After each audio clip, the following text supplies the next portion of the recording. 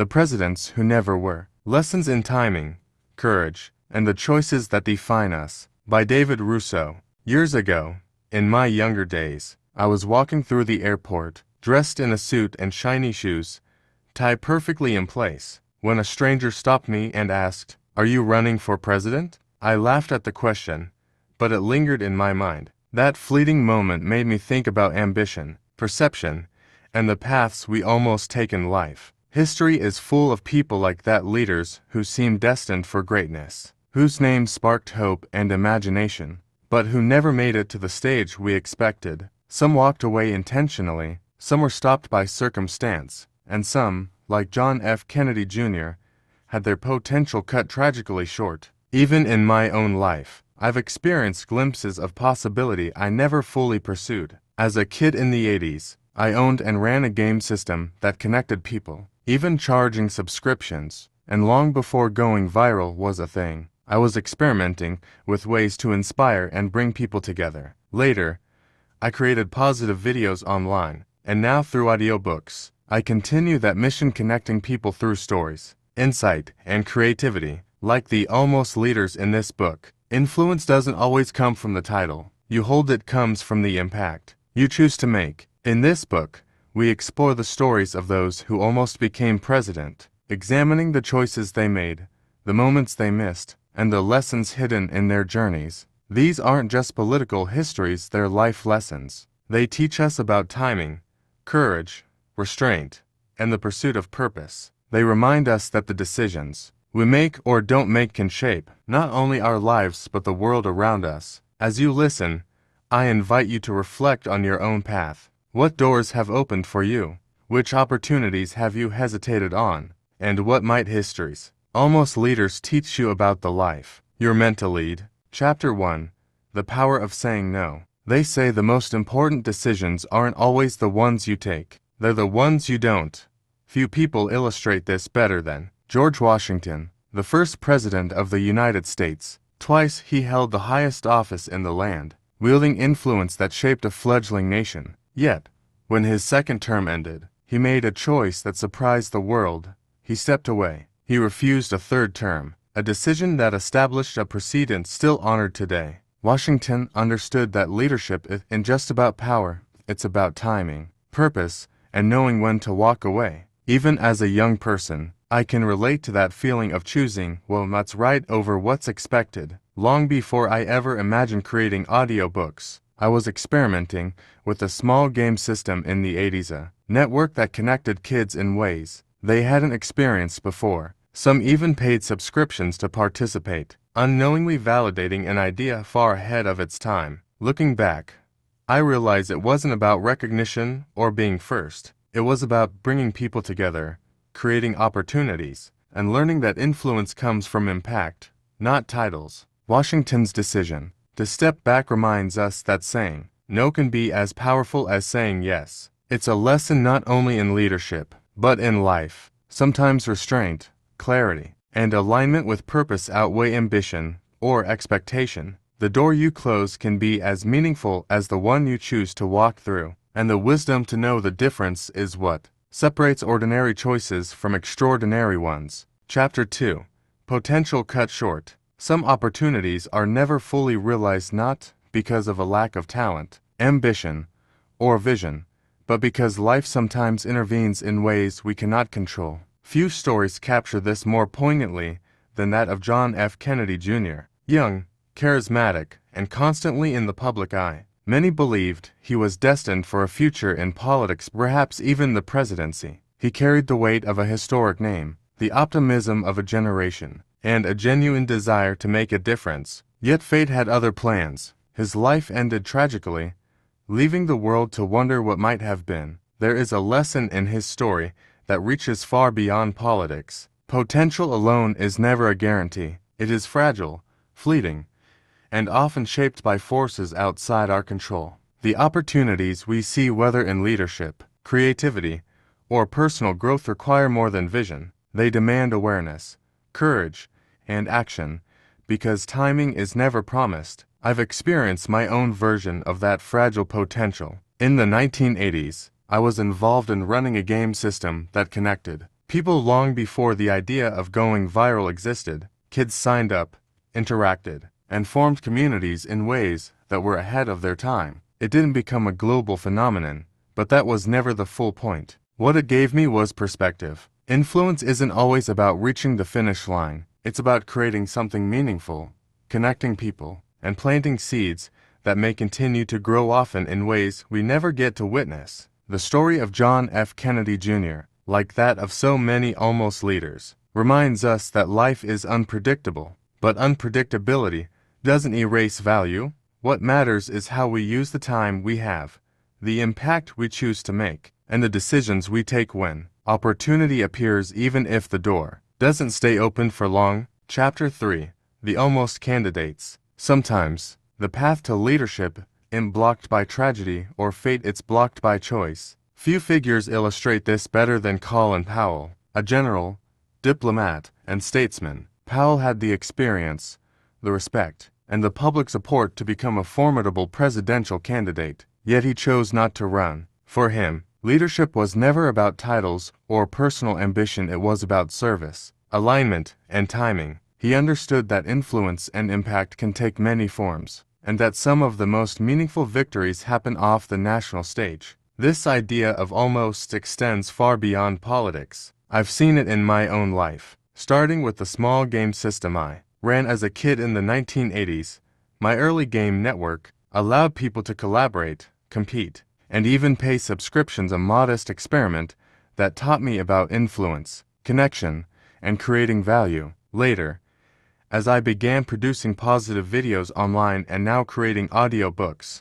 I realized the same lesson kept resurfacing. The titles we chase aren't always the truest measure of impact. What matters is whether we inspire, connect, and leave a lasting mark through the work we choose to do. Powell's story reminds us that not taking a path doesn't equal failure. In fact, the wisdom to step back to choose alignment over opportunity can open doors to unexpected forms of leadership. Sometimes saying no, then a retreat. It's a strategic step toward becoming who you're meant to be. Chapter 4. When timing is everything. Sometimes, success isn't just about talent, ambition, or vision, it's about timing. Mario Cuomo, the three-term governor of New York, understood this better than most. Admired by many and seen as a rising national figure, Cuomo was often asked the same question: should he run for president? And each time, he hesitated. Timing, circumstances, and personal considerations held him back from stepping into a role many believed was his destiny. His story reminds us that even great potential can be shaped or delayed by the moment in which it is acted upon. Timing is one of those invisible forces that quietly shapes our lives. A career move, a creative idea, or a personal decision can either take off or stall depending on when it's pursued. I've seen this in my own journey. In the 1980s, I ran a game system that connected people, allowing them to collaborate, compete,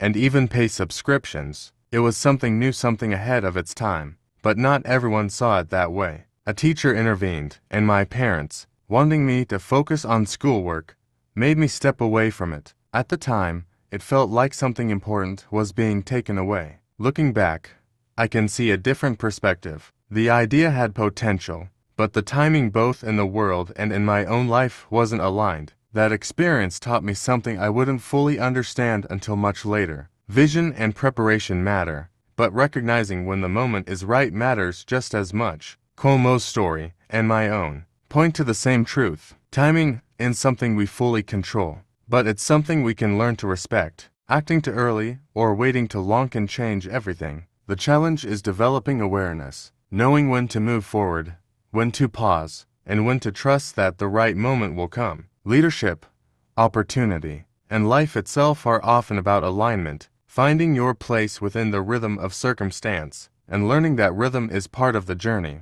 Chapter 5. Legacy over ambition. Leadership is not always about the title you hold. Sometimes, it's about the mark you leave, the ideas you champion, and the lives you touch along the way. Henry Clay, known as the Great Compromiser, ran for president multiple times, yet he never won. Despite the losses, his influence on the nation was undeniable. His work in shaping legislation, bridging divides, and guiding the country through turbulent times created a legacy far greater than any single office could provide. Clay's story teaches that ambition without impact is hollow and that meaningful contributions often come in ways the world doesn't always recognize immediately. I've felt echoes of this truth in my own life. From my early experiments with a game system in the 80s that brought people together, to creating positive videos that inspired small communities, and now producing audiobooks that connect people through knowledge and creativity, I've realized that influence isn't always measured by titles or recognition. It's measured by connection, insight, and the lasting impact we leave on others. Clay's life reminds us that sometimes the work behind the scenes, the decisions, the guidance, the subtle influence is as important, if not more so, than the spotlight. True leadership is about cultivating meaning, even when the world isn't watching. And when we understand this, we see that every choice we make, every project we pursue, and every relationship we nurture contributes to a legacy far larger than ourselves. Chapter 6: Fame versus Purpose. Not every path to influence is about power or a title. Sometimes, it's about choosing purpose over fame. Oprah Winfrey is a perfect example. Few people in history have commanded the attention of millions like she has, and yet, despite speculation and encouragement from many, she never sought political office. Her influence comes not from holding a position,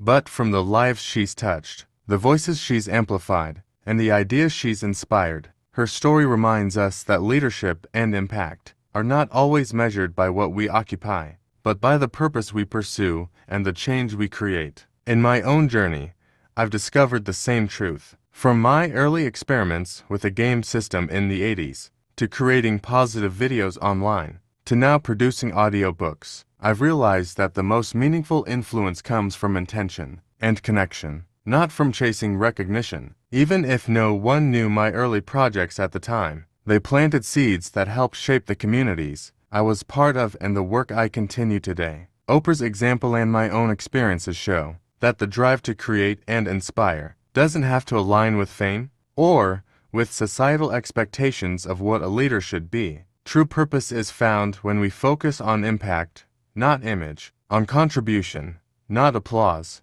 and when we align with that purpose, our work, whether in public office, creative endeavors, or community projects, can ripple far beyond what we ever imagined. Chapter 7: Missed Moments. Life often presents us with moments that could change everything, opportunities that arrive suddenly, then vanish just as quickly. Robert F. Kennedy Jr., though not a candidate in his father's era, has long been seen as a figure who might have pursued national office, carrying both legacy and vision. Whether due to timing, personal choice, or circumstance, these almost moments define the lives of many who could have stepped onto the largest stage but never did. The lesson is clear: opportunity is fleeting, and hesitation or forces beyond our control can close doors in an instant. I've seen this play out in my own life, in ways big and small. In the 80s, my early game system connected people, built communities, and even collected subscriptions, a glimpse of potential far ahead of its time. Later, my positive videos online allowed me to create and inspire, even before the tools existed to reach wide audiences easily. In both cases, there were missed moments, ideas that didn't fully flourish, audiences I didn't yet reach, but those experiences taught me something invaluable. Impact is cumulative, not always immediate. Even the doors that close can teach us, guide us, and shape what comes next. The stories of almost leaders like Kennedy Jr. and the lessons of missed moments in our own lives remind us to stay vigilant, to act with purpose, and to embrace the opportunities that do arrive. Timing may be unpredictable, but preparation, vision, and courage can ensure that when the right moment comes, we are ready to step forward. Chapter 8: Courage to Step Forward. Some of the most defining moments in life require courage, not just to act, but to stand up when the stakes are high. Hillary Clinton's journey illustrates this clearly. She was a figure of immense experience, intelligence, and ambition, yet every step toward national office demanded immense scrutiny, criticism, and resilience. Running for president is not just a career choice, it's a test of character. stamina, and courage. Her story shows that leadership is rarely comfortable, and stepping forward requires a willingness to face risk, uncertainty, and judgment. I've learned the value of courage in my own way. In the 80s, creating a game system that connected kids, charging subscriptions, and experimenting with new ways to build communities felt risky at the time. Later, producing positive videos online, and now creating audiobooks, I continue to take creative risks, putting ideas into the world that could fail, but also could inspire. Courage doesn't always mean running for office. Sometimes it means following your vision, even when the path isn't guaranteed. Clinton's story reminds us that action, especially when it's bold and purposeful, can define our influence and legacy. Courage isn't the absence of fear, it's the decision to act despite it. Every almost leader we explore in this book faced their own version of that fear, and every choice we make to move forward, in life, in work, or in creation, shapes our path in ways we might not yet see. Chapter 9. Resilience after setbacks. Even the most capable leaders face setbacks, moments when the world doesn't respond the way they hoped. Thomas E. Dewey, a formidable figure in mid-20th century politics, ran for president twice and lost both times. Despite his experience, strategy, and public support, forces beyond his control, timing, public opinion, and historical context shaped the outcome. Dewey's story reminds us that failure does not define the person. Resilience does. Leadership is measured not only by victories, but by the ability to recover and continue forward. I've come to understand resilience through my own creative journey. In the 1980s, I owned a game system that had real potential to grow. Faster technology, expanded features, better graphics, multiplayer interaction, even digital items and subscriptions. It wasn't just an idea, it was something that could have scaled. But interference from a teacher, along with my parents' insistence that I focus on schoolwork, forced me to step away from it. At the time, I would have continued. But some things are simply out of your control, especially when you're not yet in a position to push back. What I experienced wasn't just a failed project, it was an interrupted path. Later, my positive videos online would sometimes reach only a handful of people, sometimes more, but rarely all at once. Each attempt carried uncertainty, and yet, each one taught me something about connection, persistence, and creating value. Those lessons eventually carried forward into my work producing audiobooks, projects that now reach and inspire thousands. Dewey's story, and my own, point to the same truth. Setbacks are not signals to stop. They are moments that test whether you will adapt or disappear. Life doesn't move in straight lines, and not every outcome is within our control. But resilience, the decision to keep building, to keep learning, to keep going, shapes what comes next. In the end, what defines us isn't the setback itself, but what we choose to do after it. Chapter 10. Vision beyond the finish line. Some of the most remarkable leaders never reach the top office, yet their vision shapes the world in ways that outlast any title. Take William Jennings Bryan, who ran for president 3 times in the late 19th and early 20th centuries and never won. Despite his defeats, his ideas, speeches, and advocacy left a lasting impact on American politics and society. Bryan's story reminds us that leadership isn't measured solely by the offices we hold, but by the influence of our vision and the principles we champion. I've discovered a similar truth in my own journey. From the game system I ran in the 80s, to creating positive videos online, to now producing audiobooks, I've realized that the finish line is never just a title or recognition. The real impact comes from the ideas we share, the connections we foster, and the inspiration we provide others. My work is a continuation of that same principle, creating experiences and insights that ripple far beyond what I could ever predict. Much like Bryan's vision shaped the future without him ever becoming president, Bryan's story, and the journey of all the almost leaders in this book, teaches us that success is not always about the destination. It is about the path we carve, the lessons we leave behind, and the influence we have along the way. Vision beyond the finish line is what transforms ordinary ambition into lasting legacy, and what ensures that even those who never held the highest office can leave the world better than they found it. Conclusion: leaders in their own right, The stories we've explored in this book figures who never became president, whose potential was cut short, delayed, or redirected remind us that leadership is not measured by titles, elections, or fame. George Washington stepped away at the height of his power. John F. Kennedy Jr.'s promise was tragically unfinished. William Jennings Bryan shaped the future without ever winning. Each of these almost leaders shows us that influence comes from the choices we make, the courage we show, and the impact we leave behind. I see these lessons reflected in my own journey, from experimenting with a game system in the 80s, to creating positive videos online, to producing audiobooks that connect people through knowledge, creativity, and insight.